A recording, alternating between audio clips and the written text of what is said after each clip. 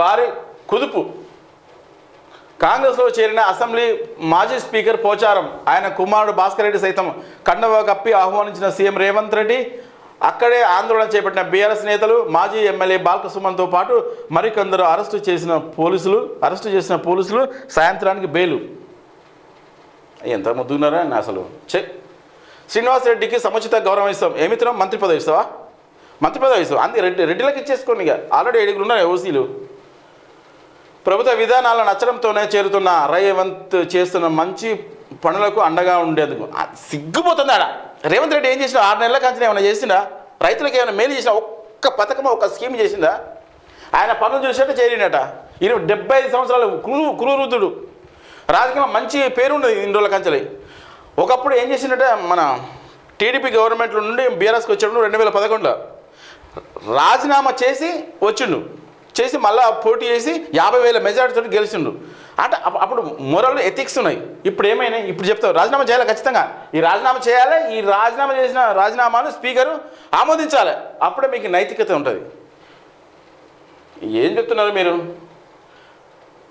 ప్రభుత్వ విధానం నచ్చడం ఇదే సిగ్గుపోతుంది. ఇది మాట అయితే ప్రభుత్వ విధానం ఏం నచ్చినా అర్థం కాదు. ఆయనకి ఇంకా 20 ఏళ్ళ రాష్ట్రానికి నాయకత్వం వహించే సామర్థ్యం ఆయనకు ఉన్నది. కాదని ఏమంటున్నారు? నువ్వెందుకు చేరుతున్నావు? కాంగ్రెస్తో మొదలైన రాజకీయ జీవితం తిరిగి ఆ పార్టీ వద్దకే పోచారు. ఇది మాత్రం నాకైతే జీర్ణించుకోలేకపోతున్నా. ఎందుకంటే మీ కేసీఆర్, వాస్తవానికి కేసీఆర్ చేసింది, ఆయన చేసిన పని ఆయనకు తగిలింది ఇప్పుడు. ఎందుకంటే ఆయన కూడా 2014 కాంగ్రెస్ పార్టీ నుంచి మొత్తం విలీనం చేసుకున్నాం. రాను సర్వనాశనం చేసినావు. ఆయనతో వల్ల మీరు దొక్కిరు. మీరు కూడా అదే గతి పడుతుంది ఖచ్చితంగా. అసలు మీరు చేయకూడదు. ఎందుకంటే ఫిరాయింపు నిరోధక చట్టం మీరు అమలు చేయాలి. మీరు తెచ్చిరు దాన్ని, ఆ చట్టం మీరు తెచ్చిరు, మీరు ఇంప్లిమెంటేషన్ చేయాలి. ఇలాంటివి చేయకూడదు. మీరు కూడా వాళ్ళు వేరే పద్ధతుల్లో, మాకు వేరే పద్ధతుల్లో మేము అట్లా చేయమని చెప్పి ఉండాలి. గతంలో ఏం మాట్లాడినావు? రేవంత్ రెడ్డి ఏమన్నా మాట్లాడిన తెలుసా? ధోతి కట్టుకున్న వాళ్ళు అందరూ రైతులు గారు అని చెప్పినావు. ధోతి కట్టుకున్నాడు. ఇప్పుడు రైతు అయినా? ఇప్పుడు ఆయన పెద్ద మనిషి అయినా? ఇప్పుడు ఆయన ఇంటికి ఎట్లా పోతావు? ఒక ముఖ్యమంత్రి హోదాలో ఎట్లా పోతావు? నీకు ప్రతిపక్షం ఉండొద్దా? ఇలా చేరితేనే, ఈ పార్టీలో చేరితేనే ఎమ్మెల్యేలకు వచ్చి అదనంగా ఏమైనా వస్తాయా? ప్రతిపక్ష ఎమ్మెల్యేలకు ఏమాత్రము ఉండయా? విలువలు ఉండయా? మా ప్రభుత్వ పరంగా వచ్చే స్కీముల పరంగా వాళ్ళకి ఏమి ఉండయా? అంటే ప్రతిపక్షంలో ఉన్న ఎమ్మెల్యేలకు, ప్రభుత్వంలో అధికారంలో ఉన్న ఎమ్మెల్యేలకు వేరు ఉంటాయా? వేరే స్కీములు ఉంటాయా? అందరికీ ఒకటే కదా. ప్రతిపక్షాన్ని బతకనియాలి. అది నేర్చుకో రేవంత్ రెడ్డి అన్న. లేదంటే కేసీఆర్ పోయినట్టే అదొకటి పాలు పక్క. ఆయనన్న 10 సంవత్సరాలు చేసి వ్యతిరేకత సంపాదించుకున్నాడు. నువ్వు 6 నెలలు కాలే, 6 నెలలకే అంతకన్నా ఎక్కువ చేసినావు. ఇప్పుడు గెలువు, నీకు శక్తిలో చూద్దాం.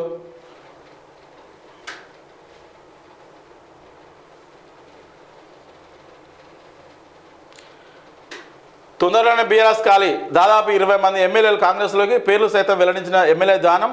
బీజేపీలో చేరేందుకు హరీష్ రావు టీం కసరత్తు చేస్తున్నదని వ్యాఖ్య. దానం నాగేందర్ పంజాగూడ చౌరస్తా బీడులు తాగేసినాడు, ఆడు నాకు చెప్తారు అన్నాడు ఒకప్పుడు. ఎవరు? మన రేవంత్ రెడ్డి అన్న.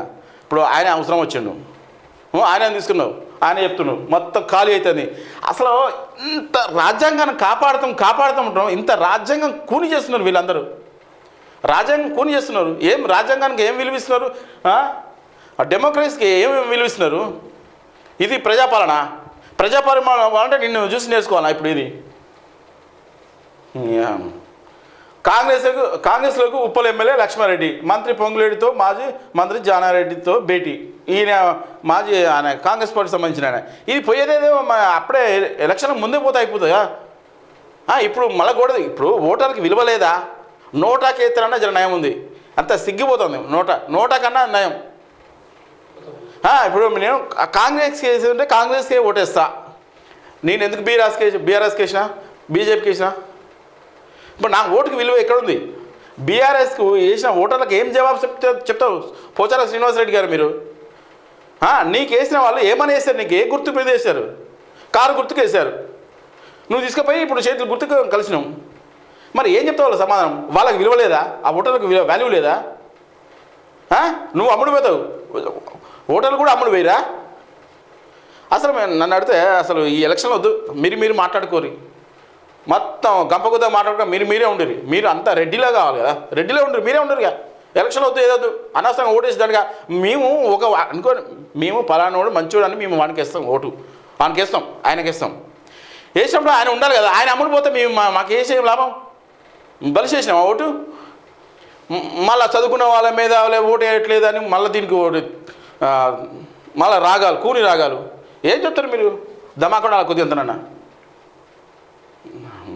చేరికలకు క్యూ సీనియర్ నేతల నుంచి కాంగ్రెస్ ఆపరేషన్ స్టార్ట్ ఎర్రబెల్లితో పాటు మరికొందరు చేరుతారంటూ లీకులు గ్రేటర్లో గులాబీని జీరో చేసే ప్లాన్ పాత టీడీపీ నేతలు అందరికీ గాలం చూడు ఎంత సిగ్గు అసలు ఈ విషయమే మాట్లాడదు ఎర్రబెల్లితో ఈ ఎర్రబెల్లి కూడా పాలకుర్తి ఎమ్మెల్యే మాజీ ఎమ్మెల్యే లోపల మీటింగ్ పెట్టినాడు కార్యకర్తలతోటి మరి ఆయన కూడా పోతారా తెలియదు ఎవరిని నమ్ముతానికి లేదు ఆయన కేశవరావు డాక్టర్ కేశవరావు ఆయన ఎంత పెద్ద చదువుకున్నాడు ఎంత పెద్ద మీద కేసీఆర్ కూడా పక్కనే పెట్టుకుని ఎంత పెద్ద పొజిషన్ ఇచ్చాను ఆయన కూడా కత్తిలో పొడిచి సైలెంట్ అయిపోయాను బిడ్డను గద్వాల విజయలక్ష్మి మేయర్ని చేసిన హైదరాబాద్ వాళ్ళకి ఏం తక్కువ చేశాను పార్టీకి వమ్ము చేశారు వీళ్ళు నిజమైన కార్యకర్తలు కాదు నిజమైన పార్టీ కార్యకర్తలు కాదు ఎందుకంటే అరువు తెచ్చుకునే వాళ్ళు ఎప్పుడైనా అరువు అయిపోతుంది మీ పరిస్థితి అంతే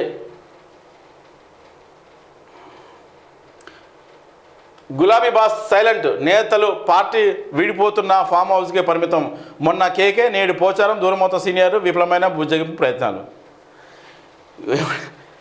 నీ దగ్గర నేర్చుకున్నా నిరజాన్ అన్నట్టు ఇది ఉంది ఇప్పుడు నీ దగ్గర నేర్చుకో నువ్వు సమానం ఏం చెప్పలేవు కదా దీనికి కేసీఆర్ గారు మీరు ఇప్పుడు ఏమన్నా చెప్తావు ఆపగలుగుతావా ఎందుకంటే నువ్వు ఆల్రెడీ ఫస్ట్ లాక్కున్నావు టీడీపీని పొందబెట్టినావు అప్పుడు కాంగ్రెస్ని పొందబెట్టినావు ఇప్పుడు మళ్ళీ నువ్వు ఏం చేయాలి నీతి చెప్తే వినరు కదా అదో బీఆర్ఎస్లో భారీ కుదుపు చోటు చేస్తుంది ఇప్పటికే కడియం శ్రీహరి కూడా ఉప ముఖ్యమంత్రి పదవి ఇచ్చిండు ఆయనకు ఆయనకు ఎన్నైనా విలువ ఇచ్చిండు ఆయన కూడా అట్నే అసెంబ్లీ మాజీ స్పీకర్ పోచారం శ్రీనివాసరెడ్డి శుక్రవారం కాంగ్రెస్ పోచారం నివాసానికి వెళ్ళిన సీఎం చర్చల అనంతరం ఆయనకు పార్టీ కండువా కప్పి కాంగ్రెస్లోకి ఆహ్వానించారు లక్ష్మీపుత్రుడు అంటూ కేసీఆర్ ఆప్యాయంగా పిలుచుకున్న పోచారం బీఆర్ఎస్ని వీడడంతో ఆ పార్టీ నేతలు ఒక్కసారిగా షాక్ గురయ్యారు బీఆర్ఎస్ నుంచి పలువురు సిట్టింగ్ ఎమ్మెల్యేలు త్వరలో కాంగ్రెస్లో చేరుతారని వస్తున్న ఊహాగానాలకు పోచారం చేరిక బలం చేకూర్చుకుంది రానున్న రోజుల్లో మరికొందరు అస్తంగూడికి చేరే అవకాశం ఉన్నట్టు పార్టీలో చర్చలు ఖచ్చితంగా అదే పని చేస్తాం నాకు అర్థమైపోయింది మరి వాస్తవానికి కేసీఆర్ చాలా విలువ ఇచ్చిన అసలు ఎవరు అనుకో అసెంబ్లీలో కూడా ఏమన్నా మా పరిస్థితి ఇటు వస్తూ రాబోయే రోజుల్లో మేమే విన్ అవుతాం అటు ఇటు అయితే ఇటు అటు అయితే అని చెప్పినాం నీతి వాక్యాలు పలికినావు కదా పోచారం శ్రీనివాసరెడ్డి గారు ఏమైంది నీతి ఏమైంది ఏం చెప్తావు ఇప్పుడు రాజకీయాలు వచ్చిన వాళ్ళకు ఎప్పటికి మీరే మీ కార్యకర్తలు కూడా అమ్ముడు పోయినట్టే ఇప్పుడుగా మీ కార్యకర్తలు కూడా అమ్మేసినాం వాళ్ళు కూడా నీ దాన్ని రావాలా ఈ స్పీకర్కు చెప్తున్నా వినవేసుకున్నాము దండం పెట్టి చెప్తున్నా ఈ స్పీకర్ పార్టీ మారనే వల్ల డిస్మిస్ చేసి పడేసాయి నీ దగ్గర మంచి నిర్ణయాధికారం అయితే మీకు పక్కా ఉంటుంది స్పీకర్కు నిర్ణయాధికారం ఉంటుంది కదా చైర్మన్ కన్నా స్పీకర్ గానే ఉంటుంది మీరు పార్టీ మారిన వారిని మొత్తం ఆ టర్మ్ వరకు డిలీట్ చేసేయండి ఆ పద్ధతి చేయండి అప్పుడు విలువ పెరుగుతుంది స్పీకర్కి విలువ పెరుగుతుంది ఆయన స్పీకర్ అంటే ఏ పార్టీకి సంబంధించిన వాడు కాదు కాకపోతే ఏంటంటే మీరు ఆ పార్టీ నుంచి వచ్చారు కాబట్టి ఉంటుంది మీకు